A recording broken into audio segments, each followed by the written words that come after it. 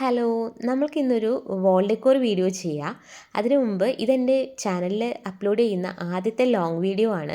Shorts ഞാൻ കുറേ എണ്ണം അപ്ലോഡ് ചെയ്തിട്ടുണ്ട് മുന്നേ. കാണാത്തവരുണ്ടെങ്കിൽ ഒന്ന് കണ്ടു നോക്കുക. കുറച്ച് ക്രാഫ്റ്റ്, ചെറിയ ചെറിയ ഹോം ഡെക്കോർ ഐറ്റംസ് ഇതൊക്കെയാണ് ഈ ചാനലിൽ നടക്കാറ്. ഇങ്ങനെ ഇതൊക്കെ ചെയ്യാൻ ഇഷ്ടമുള്ളവരൊക്കെ ഉണ്ടെങ്കിൽ ഒന്ന് കണ്ടു നോക്കുക. അപ്പോൾ നമുക്ക് ഇന്നത്തെ വീഡിയോയിലോട്ട് കിടക്കാം. ആദ്യം തന്നെ കുറേ ഐസ്ക്രീം സ്റ്റിക്സാണ് നമ്മൾക്ക് ഇതിനു വേണ്ടി വേണ്ടത്. ഇതിൽ പെയിൻറ്റ് ചെയ്തെടുക്കുക എന്നുള്ളതാണ് ഇതിൻ്റെ മെയിനായിട്ടുള്ള പരിപാടി. മെയിനായിട്ടുള്ള ഒരു സംഭവം ഇത് മാത്രമാണ്. ഇത് പെയിൻറ്റ് ചെയ്തെടുത്തു കഴിഞ്ഞാൽ ഇതിൻ്റെ പണി കഴിഞ്ഞു എന്ന് തന്നെ പറയാം.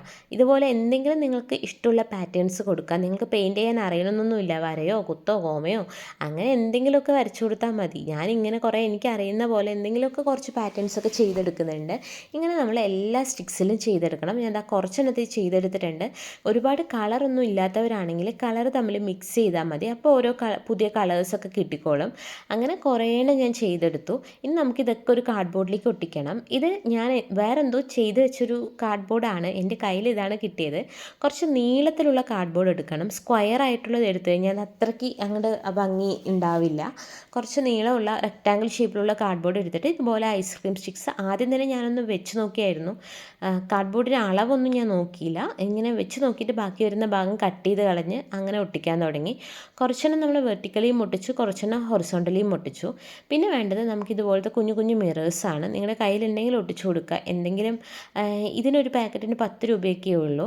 ഈ 10 രൂപയ്ക്ക് നമുക്ക് കുറേ എണ്ണം കിട്ടും. അതിലത്തെ കുറച്ചെണ്ണം എടുത്ത് ഇങ്ങനെ ഒട്ടിച്ചു കൊടുത്തു കഴിഞ്ഞാൽ ഈ നല്ല പ്രകാശമൊക്കെ വരുന്ന സമയത്ത് ഇത് നല്ല ഭംഗിയായിട്ട് കാണാൻ പറ്റും. പിന്നെ കുറച്ച് നല്ല ഭംഗി ഉണ്ടാവും കാണാൻ വേണ്ടിയിട്ട്. അതൊക്കെ മുഴുവനായിട്ട് ഇങ്ങനെ അവിടെ ആയിട്ട് ഒട്ടിച്ചു കൊടുക്കുക. അത് കഴിഞ്ഞ് നമുക്ക് ഇതുപോലത്തെ വൂളൻ ത്രെഡ് ഉണ്ടാവുമല്ലോ. നിങ്ങളുടെ കയ്യിലുള്ള ഏത് കളറാണെങ്കിലും കുഴപ്പമില്ല. ഇതിൽ നമ്മൾ പല കളേഴ്സ് ഉപയോഗിച്ചിട്ടുള്ളത് കൊണ്ട് ഏത് കളറിലുള്ള ത്രെഡ് എടുത്തിട്ടും ഇങ്ങനെ ചുറ്റിയെടുത്ത് കട്ട് ചെയ്തിട്ട് ഒട്ടിക്കുന്ന കെട്ടി കൊടുത്തൊരു സംഭവം ഉണ്ടാക്കില്ലേ, അതിനെന്താ പറയാമെന്ന് എനിക്കറിയില്ല. ഈ ബുക്ക് മാർക്കൊക്കെ ഉണ്ടാക്കുമ്പോൾ ഒക്കെ നമ്മൾ ചെയ്യാറുണ്ട്. അങ്ങനത്തെ സംഭവം ചെയ്തെടുക്കണം. അങ്ങനത്തെ ഞാൻ 3 എണ്ണം ചെയ്തെടുത്തു. പിന്നെ ഹാങ് ചെയ്യാൻ വേണ്ടിയിട്ട് കുറച്ച് ബലമുള്ള ഒരു നൂലും കൂടെ എടുത്തു. അതും നമ്മൾ ഈ വൂളൻ ത്രെഡിൻ്റെ തന്നെയാണ് എടുത്തത്. വൂളൻ ത്രെഡല്ല, ഇങ്ങനെ ക്രാഫ്റ്റിനൊക്കെ ചെയ്യാൻ പറ്റുന്ന ഒരു നൂല് പോലത്തെ ഒരു സംഭവം.